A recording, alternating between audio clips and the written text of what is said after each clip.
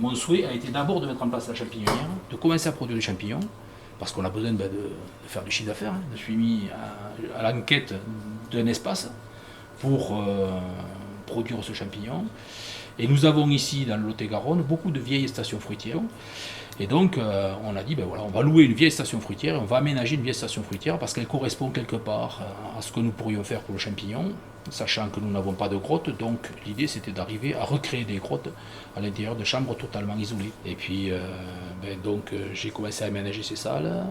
Ça m'a pris 4 mois. Et ensuite, on s'est lancé à la production à partir du mois de septembre.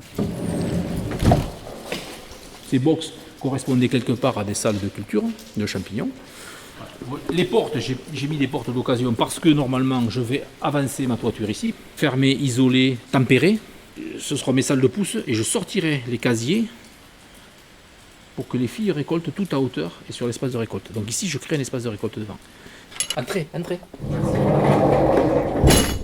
Bon, cette salle a été installée jeudi dernier.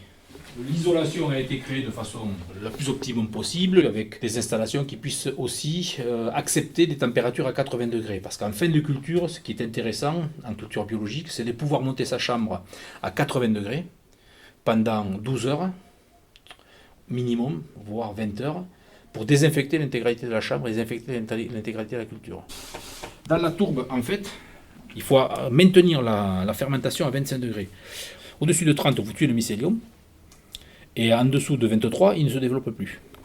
Voilà. Donc c'est pour ça que j'ai mis en place les climatisations pour, à cette époque-ci, arriver à bien gérer ma température à l'intérieur des sacs. C'est du 25, c'est pas plus. Ensuite, il faut un taux de CO2. Donc là, il devrait être entre 3 et 4000. En hygrométrie, il faut être au-dessus de 90. Et ça, c'est la température de la salle, 20 degrés. Donc il me faut du 20 degrés pour avoir du 25 dans les sacs. Mais à ce stade-là, ce qui est important, jusqu'à ce que tout le blanc soit développé, jusqu'à la fructification, c'est d'arriver à maintenir cette température de 25 dans le sac.